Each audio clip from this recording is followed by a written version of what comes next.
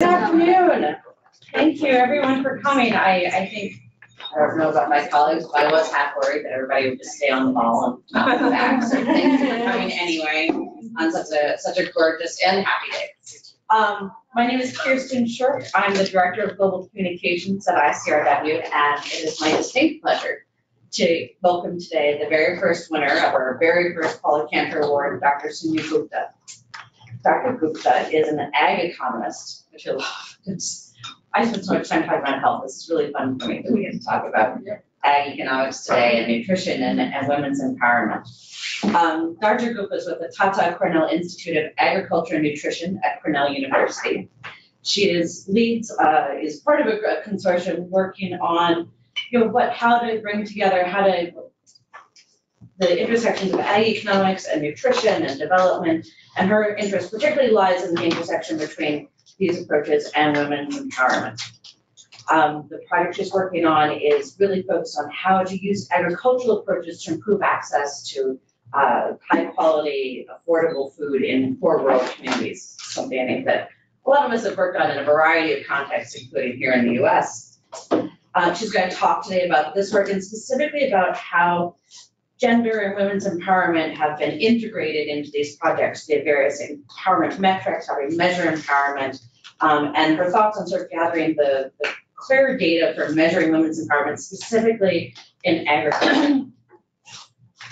We're also really excited to have Soumya here because of what award represents. ICRW created the Paula Kantor Award about 3 years ago now to honor the memory of our colleague Paula, who was killed in a terrorist attack while working in Afghanistan. Paula's research focused on integrating gender into agriculture and rural development programs, and she was really driven by her passion to improve lives in the global south, particularly those of women and girls, and often in conflict-prone or terrorist-affected settings. It seems incredibly appropriate that we present the very first Paula Kantor Award to someone who is an agricultural specialist who is focused on agricultural development. While we weren't specifically looking for that, Soumya's work rose to the top is truly kismet. So with that, I will turn it over to Dr. Gupta, who will present her work, and then we'll have opportunity for conversation. So, thank you, Soumya. Thank you.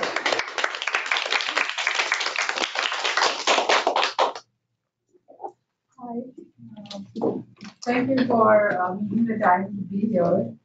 I'm incredibly lucky, I think, to have this opportunity to come here and speak to all of you. And funny story, when I was nominated for the Paula Kantor Award, I actually did not know about it. My professors did not tell me because they thought I might feel bad if I did not win. And I didn't know I'd been nominated. And then I think when I spoke to Madhu from the Delhi office, I had no clue what she was talking to me about. And I was like, what award? And what are you talking about? And why are you talking to me? But it was extremely humbling for me to receive that award. I think that fieldwork is extremely hard, especially when you're a graduate student and you're sort of just left out there on your own. And to have it recognized at such a platform is a big incentive for young researchers to carry on with that kind of field-based research. Because you learn a lot through that process, like you learn the real contextual nuances, and I think knowing the stories behind the data is just like so important, and especially as economists, we tend to value data a lot, but I think that how you get there and what it actually means, and to be able to interpret it better is something that comes when you spend a lot of time with the communities that you're working with. So thank you for honoring me, and I hope that today's presentation is not a letdown. So as Kristen said, I'm going to be talking about my work today at the Tata Cornell Institute for Agriculture and Nutrition, which is a research institute at Cornell University. And we work primarily on agriculture and nutrition related issues in India. Within that, we have a program that's going on right now that's called TARENA, or Technical Assistance and Research for Indian Nutrition and Agriculture. It's a Gates Foundation funded program, which looks at how we can promote nutrition sensitive food systems in India. And basically, we have three main approaches to doing that. And we do that by uh, doing ground level interventions on improving nutritional outcomes through agricultural diversification or reducing seasonal food deficits and other such interventions that can increase demand and supply of nutritious foods for communities. And a lot of this first objective is led by ground level development organizations that we partner with in our field locations. And then the second and third objectives are more to sort of generate research output and evidence-based results for how these interventions are working at the ground, how they can be scaled up, and how they can be incorporated in the policies of state governments or the national government in India. So in that sense, it brings together the sort of fieldwork related interventions together with the analysis and then hoping to scale it up and apply it in a way that can be extended to the whole state in which the intervention is taking place. So we basically work in three states of India, Eastern India, Uttar Pradesh, Bihar, and Odisha. And between these three states, we work in 4 districts. All 4 districts have very sort of poor nutritional outcomes for women and children. There's a very high rate of stunting and underweight in children. And our baseline survey firstly shows that almost 30% of children under 5 are stunted. And also, if you look at the diets, the staple diet is made up of cereals like rice and wheat and pulses. Consumption of vegetables, fruits, dairy, eggs, meats, fish, etc. is all very low. And it's a mix of reasons why that is the case. Part of it is cultural, part of it is religious. And a lot of it also has to do with the fact that prices of these foods are higher compared to prices of cereals, and that the availability may not always be there throughout the year. So the consumption is low, but also if you look at the agricultural side or the supply side, production systems are very heavily oriented towards cereals like rice and wheat. And so part of our efforts are to diversify that production system away from rice and wheat by either adding a second crop, which is a vegetable or a pulse, or in the same season that the rice or wheat is being grown, or in the next season to make sure that there is a continuous cultivation of nutritious foods as well. So I'm going to talk about some of the interventions that we have going on right now that involve women in these 3 districts. And the interesting thing about these interventions is that we have 3 different field level partners in each of the 3 states. And the way the interventions were designed was to leverage the expertise of each partner in other locations. So it's not that if somebody is working in Bihar, then they are only doing what they already know how to do best, but rather that they are gaining from the expertise that somebody from the other states has, and then jointly designing an intervention. And so throughout the program, the emphasis has been on leveraging the expertise of different partners across locations. And I'll go through some of them, and I'm happy to talk about more as we chat later on. Excuse me. So one of the things that we're focusing on is an increased demand for nutritious foods. Our primary target for this is women, because women are the main members of the household who are involved in purchase of food, preparation of food. But there are certain interventions where we also involve the rest of the members of the household. Now, I have 2 photos here, one from one of our locations in Odisha and the other one from Uttar Pradesh.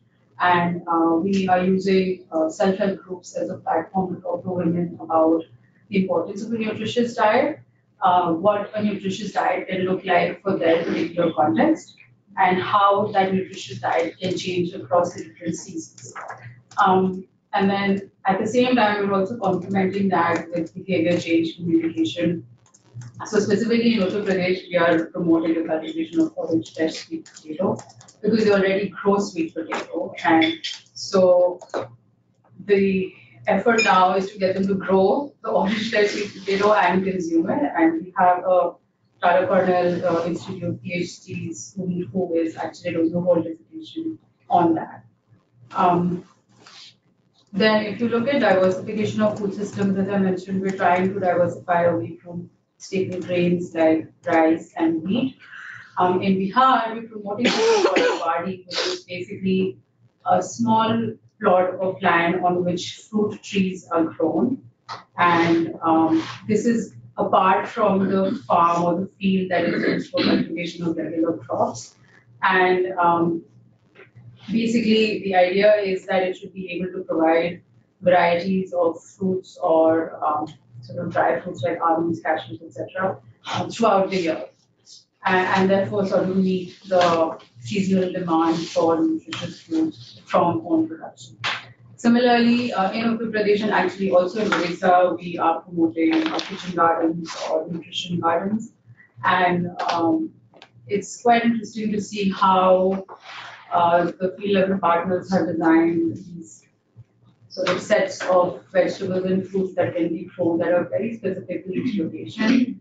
And they provide the participants of the community with information on what the set of fruits and vegetables looks like, how it can be grown, where they can get the seeds from. In some cases, we provide them with the seeds to begin with. And then it also brings in a lot of other things, like for instance, a lot of households might have land that they can use for kitchen gardens or homestead cultivation, but they don't have like fencing. And so there's like a lot of loss of whatever they grow, either because of wild animals or some other kind of attacks on the crop.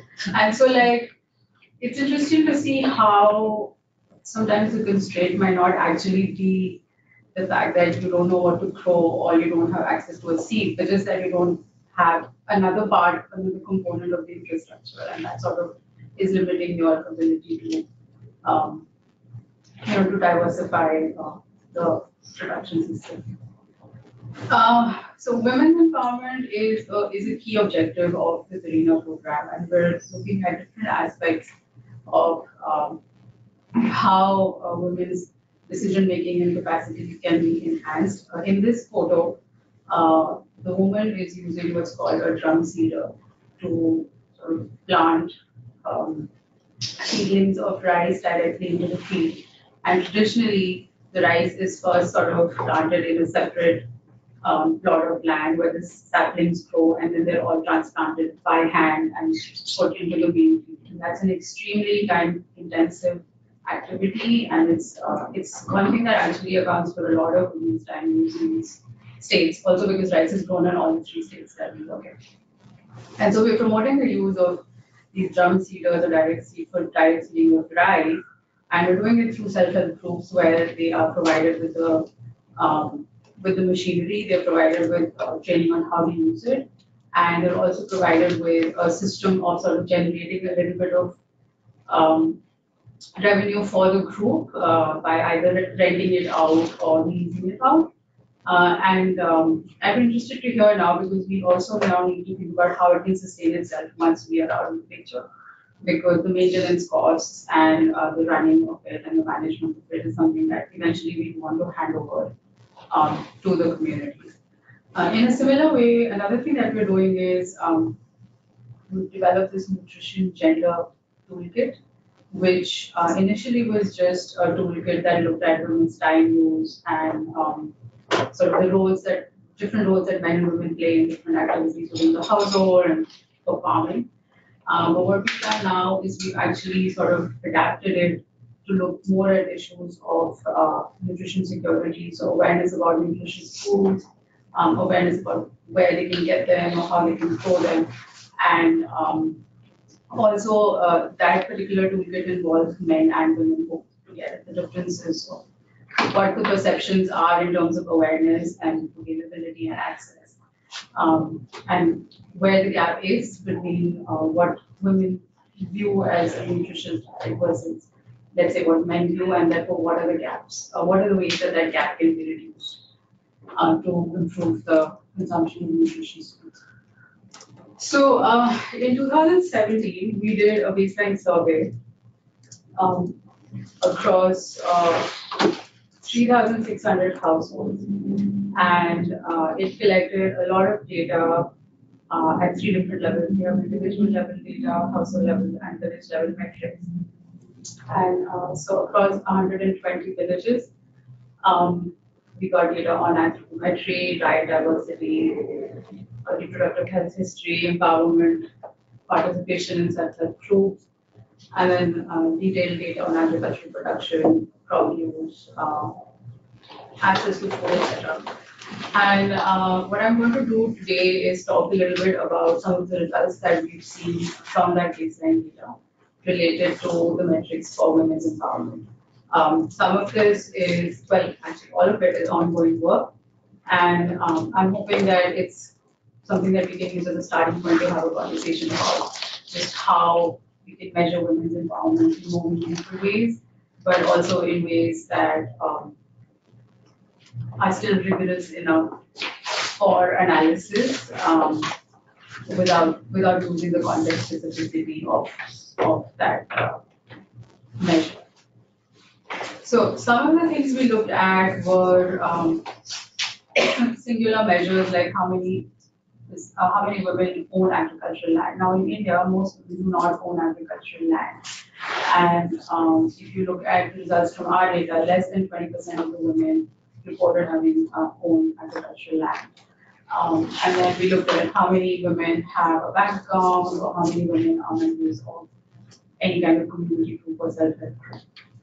Now, all of these have in different contexts been used as measures of women's participation or women's access to resources. So like a bank would provide you with a platform to save and also a platform to take a loan or credit. A self-help group would provide you information on best practices in production or information on nutrition and health and so on. Then we also use the Women's Empowerment in Agriculture Index, which is designed with its partners back in 2012. But what we do a little differently is that we use sharper data in constructing that index, specifically based on our experience of adapting and implementing the index in an Indian context.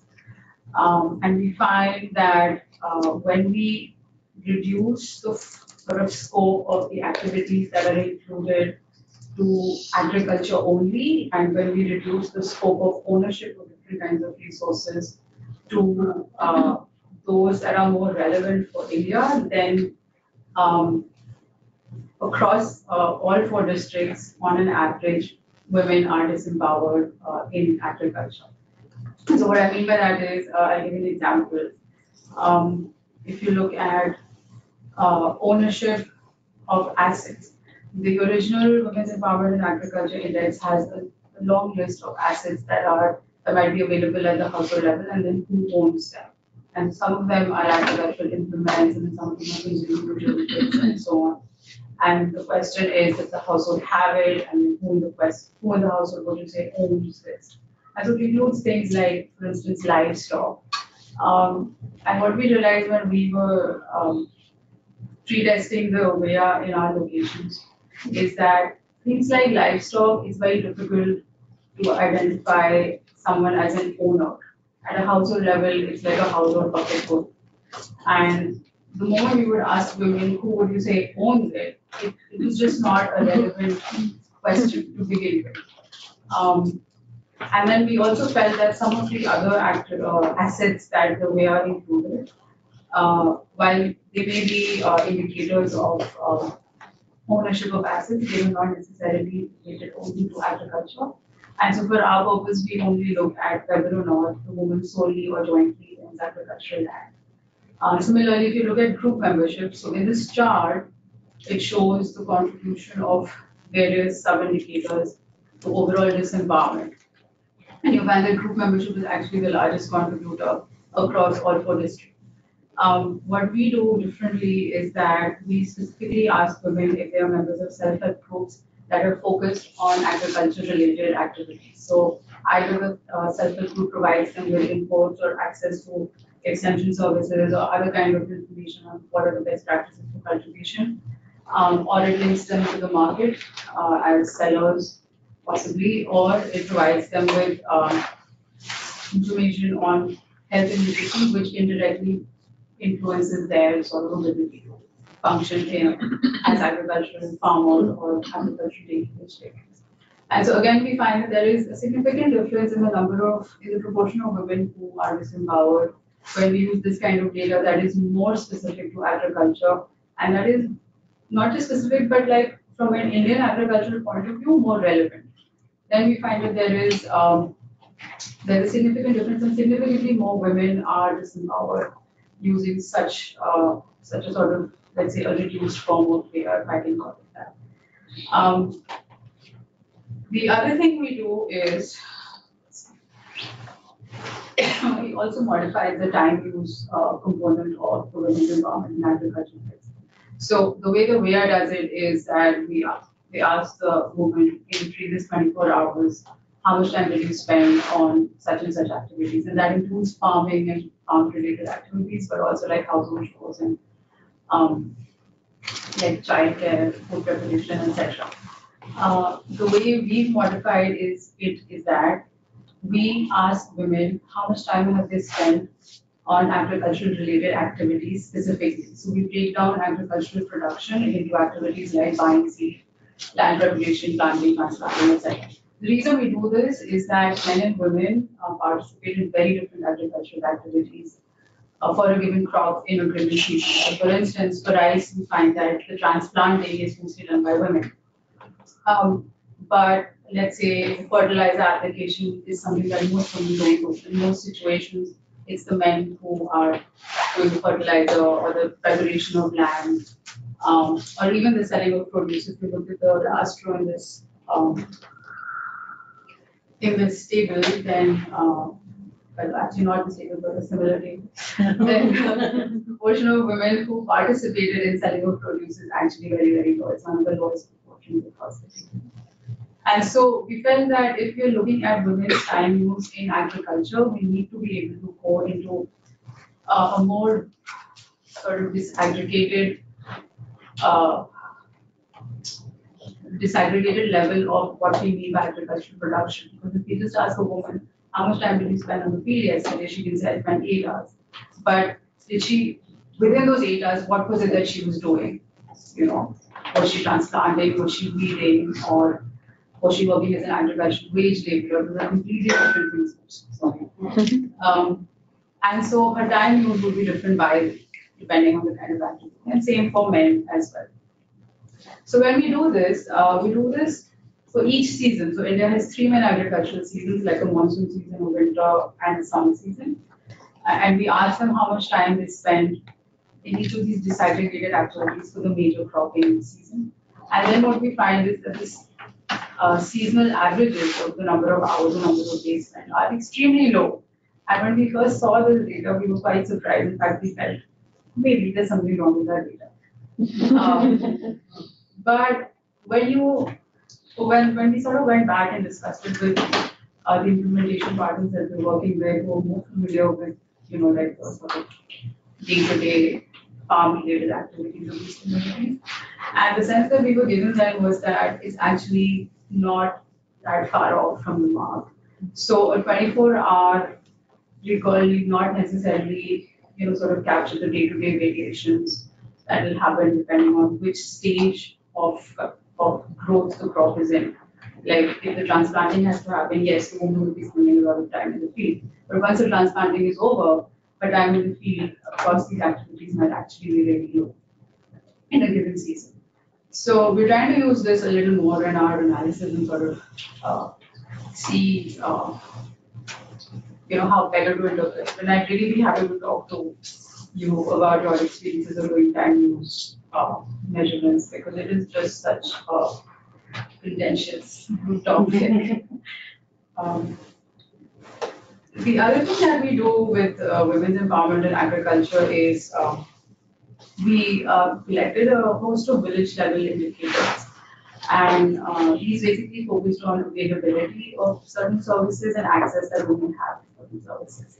So for instance, extension services, we found that women's access to extension services or the fact that there might be specific female extension workers who interact with female farmers, whether that exists or not and what is the status of that.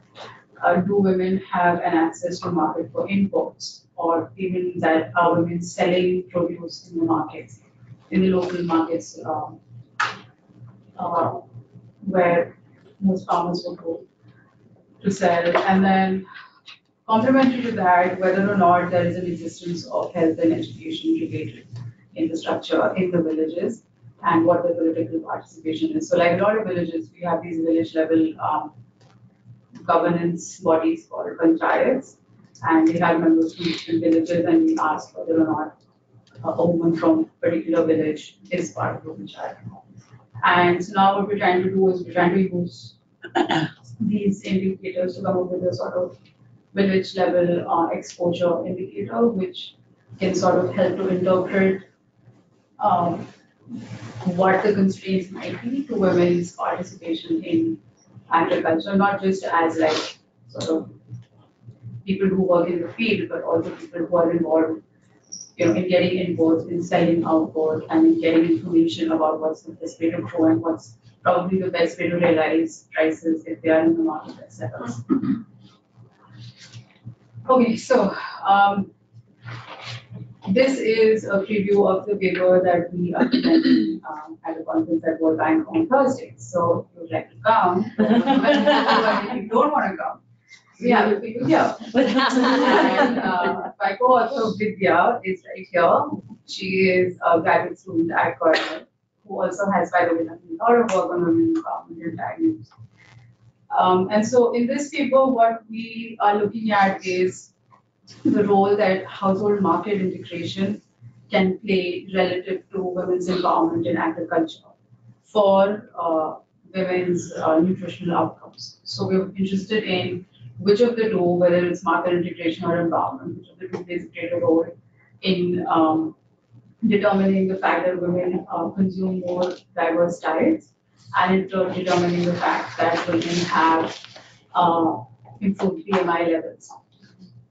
And so the reason why we do this is that most smallholder farmers do rely on markets for sale and purchase. Like even if they're growing staples or food crops, they do sell a certain proportion of it.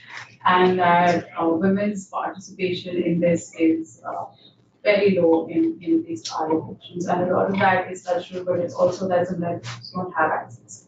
They don't have sort of a platform to access markets as sellers and benefit from sort of increased income. So what we find is that women's empowerment is a significant determinant of diet diversity, and less so, but still significant for the women's BMI levels as well. And then we look at market purchases of cereals, pulses, fruits and vegetables, meats, eggs, and dairy. By doing this, we're able to get at a couple of things. One is that cereals are anyway the staple diet in these areas. So by looking at purchases of fruit, vegetables, and all those below that, we're looking at the ability of a household to access these protein and micronutrient-rich food groups, which are also similar to food groups that go into the definition of a diverse diet. The other thing that we're doing is that if you look at a lot of the literature that looks at market integration, well, first of all, it has often combined integrated markets and empowerment together, but also that markets typically have been looked at from the point of view of a seller. Like how much income have you realized? What is the value of sale of your crops, or what proportion of crops were sold? But very few, and this is probably my sort of ignorance, but I've not come across, we have not come across a paper so far that looks at markets as a source of food for consumption. So a lot of the metrics that are looking at markets have looked at it more from the point of view of sale rather than purchase. And so by having data on quantities purchased, we are able to sort of overcome that and use it as a more direct measure of a household's market integration with respect to nutrition. as opposed to the fact that, well, you may get a higher income, but whether or not you spend it on more diverse food groups is only an assumption at this moment. So we find that empowerment scores are significant, and so are market purchases of all the food groups except cereals for diet diversity. For BMI, not so much, but that kind of makes sense because BMI is also like a more long-term nutritional outcome indicator. So we find that it's more influenced by the presence of health centers in the villages and presence of the toilet in the household, which are sort of more like related factors. So in addition to that work on market integration, we are working on analyzing the WEA more critically, specifically from the point of view of India, because like the WEA was developed for Feed the Future countries, and India is not one of those. So in that sense, we are able to extend the use of that indicator to a different geographical region. And we now have data on WEA for 5 different locations in India. So we're able to actually make a few comparisons on how consistent the index is across locations, and I mean, like how it can be sort of redesigned better. We're also looking at the relationship between women's empowerment and maternal and child health indicators.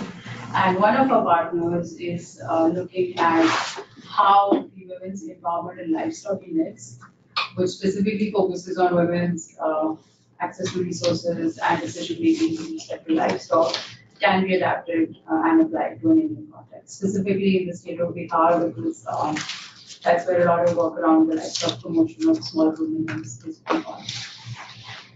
So if you want to know more about us, we have a lot of policy briefs around issues of Indian nutrition and agriculture. We have district fact sheets now that compare outcomes across districts. We have training manuals based on our field experience of designing and implementing surveys.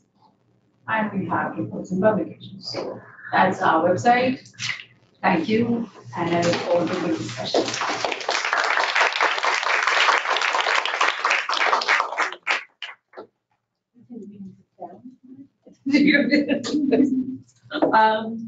So we have 20 minutes for some discussion, and yes, Sarah, I have a question ready, but if in case you don't, go right ahead. No, please go right ahead, Sarah. Well, I have some questions about your regressions and just sort of how you were defining. It's right there, haven't we? Sorry. No, it's great. This is exactly why we want to have this exact discussion. You just dug right in. I direct the Economic Empowerment and Livelihoods program here. So wonderful presentation. Thank you so much. How long are you staying? Can you keep But I was really interested in how you were defining one, diet diversity there, but also the empowerment. Is it something that's additive and scalar? Is it the intersections? Is it the union? You know, what is the definition? So the diet diversity is like a count variable, which is the number of food groups that the woman consumed in the previous 24 hours. So it's a set of 10 food groups that the FAO came up with, I believe in 2016. Mm-hmm. And so it's basically the number of food groups that the woman said she consumed in the previous 24 hours. And on an average, what we're seeing is out of 10, just about 4 food groups are being consumed across the 4 districts. And if we look at which food groups are not being consumed, then things like green leafy vegetables, vitamin A-rich fruits and vegetables are being consumed by less than 30% of the women across the nation. So that's about the diet diversity. And then the empowerment is, it's the, I don't know, I have to assume the familiarity with the Women's Empowerment and Agriculture Index? Yes. Okay. So it's the weighted adequacy score for each woman. Okay. But the data that we use is the sort of Indian version. Right, the one that's narrowly tied to agriculture. The one that's narrowly tied. Okay. Yeah. Okay. That's the one that I use. And then, I'm sorry, what was it? No, so I was just to understand so that I could interpret the regressions a little bit more. But so I was having done that, thank you. So I'm really interested that you did want to narrowly tie it to agriculture, because what we've found in a lot of the empowerment work that we've looked at and analyzed in the data that we looked at is that there are spillovers from other domains. Mm-hmm. And so if you only sort of narrowly located on agriculture, you might be missing some of the sort of individual and collective empowerment that goes on in other domains that may enable you to leverage better outcomes in agriculture. So I'm interested why you felt that it was just so much more helpful to make it so narrowly located on agriculture. I think there were two reasons. One is that a lot of the aspects of the Women's Empowerment in Agriculture Index that were not related to agriculture, for instance, ownership. Ownership is the big one actually that we modified, and time use. They were also sort of very difficult for communities to interpret. Like when we did a pre-testing of the way up, it was difficult for respondents to sort of, like they weren't the kind of questions that would give you a clear response. And not because somebody chose to like give you incorrect information, but because they were just not contextually that relevant. So I suppose one way could be to modify them further. Or the other way, what we have chosen to do, at least right now, is to sort of cut down the scope. Specifically for ownership, I think it certainly felt that. For the time use, I think we felt that, so actually overall, I take your argument that there can be spillovers from other domains, but then it's also a little inconsistent in the sense that for some of the domains, you have agricultural and non-agricultural activities that are included in the construction of the way up. And then for some others, we don't. So then it's like, at least let's have the same thing, right? And so we sort of wanted to see what happens if you just restrict it to ag. But it would be interesting to see how that can be further refined, I think. Yeah. That would be my answer. Another question. Yes, go ahead. Hi, I'm Annette Barkiam at SIT, and I just had a couple of questions about your data collection and the progressions. You mentioned time use a couple of times, and I wasn't sure how many rounds of data collection did you do, because you also mentioned 3 seasons. Yeah. And so I wasn't sure whether this was one round of data collection, and then did you ask people about their time use in 3 different seasons? Because recall is a big issue, and so I was just curious if that was maybe, can you just talk a little bit about the protocol? We did do 1 round of data collection, and that happened in like February and March. So that's basically the monsoon season harvest is over, and then we're into getting closer to the winter season harvest. So we did ask women to recall time for all 3 seasons. I feel like the recall error would probably be greatest for the summer season, because they would be recalling like almost 3 seasons before. The winter season, not so much, because they were still in the middle of it.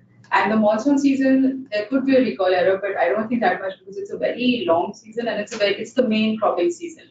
So we felt that we had just about missed the post-harvest, the harvest point of that season. But I take your point that there could be, that there is probably a recall error that's going to be driving some of those low values that we're seeing. And if possible, of course, we'd love to do like, seasonal rounds of visiting. Right, well, and then just to follow up, if I may. Just, you also talked about 24-hour recall for dietary diversity. That's also probably going to change quite a lot throughout the year. Yeah. So have you thought about having your partners do more routine data collection? So one of the things that we are doing is we're doing these smaller baselines and follow-up surveys for certain interventions as part of the program. So they're not as broad-based as this baseline was that I just talked about. And so as part of that, partners are looking at sort of like fewer things but in more detail. But right now, diet diversity is not being looked at like, let's say, monthly or every 3 months or so. But what we are doing is, and not related to the diet is that we're looking at market prices. So we're looking at market availability of food and prices, and we're doing that as a monthly data collection for that. Just one more. Just then, here's a kind of radical question. Do you think that women's empowerment varies season to season, or is it a constant? Once a woman's empowerment score is determined, is she gonna hold there for the year, 5 years, 10 years, or is that varying as well? I think it varies. I think it would vary, and I think like women's responses to a lot of those. So that again goes back to the whole agriculture versus non-agriculture, right? The other domains is that a lot of the women's participation in agriculture is so different across seasons and by crop. Right. That I think the extent to which they participate in the way to take decisions would vary. So This is interesting, it's a colleague of mine who isn't here had a very similar question, sort of like we talked about women's empowerment, but to what extent does the intervention sort of touch on or get towards gender normative transformation, which is sort of more permanent or at least longer lasting, and this is really sort of finding that there are just too many different. Yeah. And actually, just to quickly add to that, so for one of our locations, we now have 2 rounds of data on the women. And so Vidya is actually looking at changes in women's empowerment over time. For the same set of households, we have data from 2 different years. And so you have to wait for a PhD. I was gonna say, watch this space. Give it away. So I'm curious about the interventions. You mentioned that you showed the picture of the kitchen garden, and then you were talking about their lack of fences, and I was wondering if maybe, is there an intervention plan to actually do more of a structural intervention, like let's put fences up. Literally structure intervention. And see how that helps, because if you've given them all this knowledge and information and training to be able to plant that stuff, and I can imagine it's frustrating to get to the end and be like, oh, I have 2 sweet potatoes after all of that effort. Or is it better to do economic empowerment so that they can just purchase the vegetables? So I'm just wondering. So the intervention is focusing on providing them first of all information on what's the best way to do the fencing, because a lot of them like use barbed wire versus a couple of other things. It is providing them, I think, with subsidized fencing right now, but it's also providing them with information on where they can get it. How to construct it. On their own. And is it sort of a controlled experiment in terms of some of the women are getting fencing plus something else? So the baseline, the results that I presented right now of all of the households, but actually half of those households are participating in our interventions and half are not. So when we do a follow-up round, we hope to see a difference. And last question, when is the follow-up? Like what's the progression where you said we're expecting to do it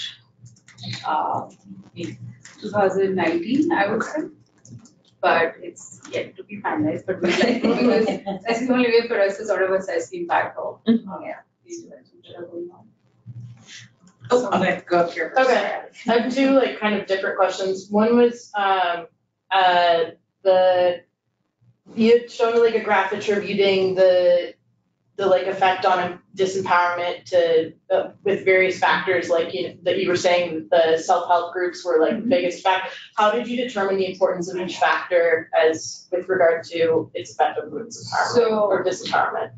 So the way the index is constructed, you're able to get at sort of an aggregate disempowerment score for each woman. And when you break it, you can also break it down by how much of that score is coming from each of those factors. Oh, okay. Yeah, so then it's just so it gives you sort of the absolute contribution, which is what I showed, and then you can use the same data to get at a percentage contribution as well. One more back. Sorry. Yeah. There we go, that's it, yeah. And then the other question I had was with regard to measuring time use. Do you at all account for multitasking? Or do you have any ideas about how to account for that? We don't. Okay. I know that the first version of the way I did, because what they did was they had a primary time use and a secondary time use. And they would ask women for so what was the main activity you were going to do, and something else that you were doing along with it. And I believe that the secondary time use was eventually dropped from the index because it wasn't really influencing sort of the overall results and the contribution of the workload suddenly empowerment that much. So they Okay. got it. Also, I feel like it's just really hard. I mean, it just time use by itself is really hard to do, and for women to sort of recall, yeah, from this time to this time I was doing this, it's very hard. And it's also hard for them to estimate how much time they actually spent. Like, you go out and you went to the river, you wash the clothes, and you get back how much time you spent. Everybody has like a different estimate of how much that was. So I feel like then getting into secondary diagnose, which is like complicated, and also the recall might also be magnified. Alex? One just first comment on that is we've done surveys specifically around measuring time spent on cooking. So it's different because it's a specific activity, but the way we got around that was just to ask all these detailed questions about time cooking specific dishes and then say, do you do anything else while cooking? Okay. And if so, what? So you're not quantifying that second activity, but you're just getting, are they multitasking and what are they doing? And then you could, it was most helpful in seeing like a change of when they're using different cooking devices, were they able to multitask more? But that was specifically related to that. But my other question was also a really just specific one, and maybe the slide before, when you were showing, this one. These were kind of measures of disempowerment, but I was shocked to see the middle graph that shows the percent of women who own a bank account seem quite high. And so just kind of curious if you could talk about why that might be. I would think that that's like just got to do with the fact that there are a lot of public schemes or the government schemes that are targeting women, like bank accounts for women. And so that's probably why the percentage is that high. Of course, the question remains how much that is being and who is actually controlling the use of that bank account. Sarah? Yeah, I'm real interested in your direct seating technology that you introduced. And I'm wondering, have you been able to look at uptake and the experience of groups that have got this equipment available to them? So when the baseline was done, that was before the direct seating was introduced to the communities. I think that the uptake, and then we actually did another baseline specific to the status of direct seating in the communities, whether they know about it, whether they have access to it, etc. So before the intervention began, there was like no availability of the equipment and very little information on how to use it and how to use it, etc. I think that the groups that are working on it now have certainly benefited in terms of the time that they're spending on transplanting or planting. And there have been, so in a couple of instances, the groups have also come up with sort of a system of leasing or renting the equipment out and sort of make a little bit of money to sustain the operations of the group. But we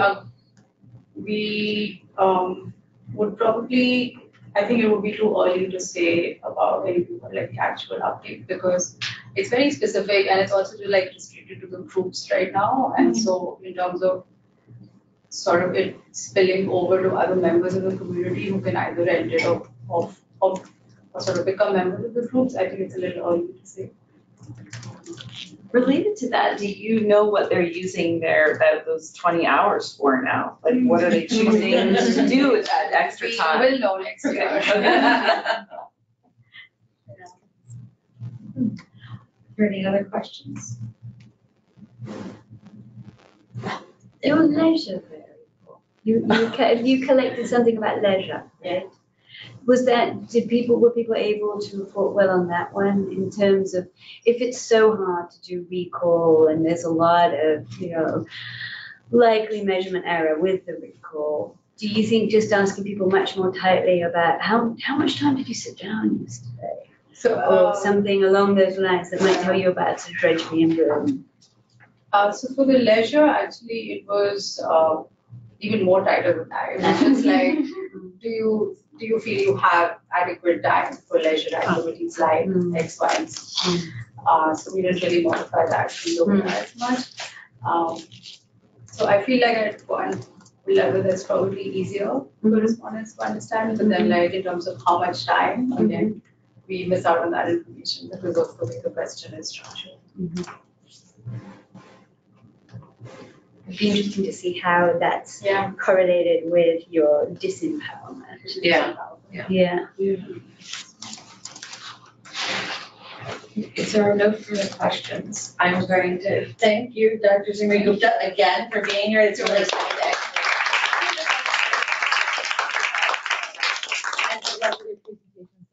And I think we're all excited to see how this unfolds and if we'll come back, we'll talk about it again next year. Thank you. Thank you. Thank you very much for coming.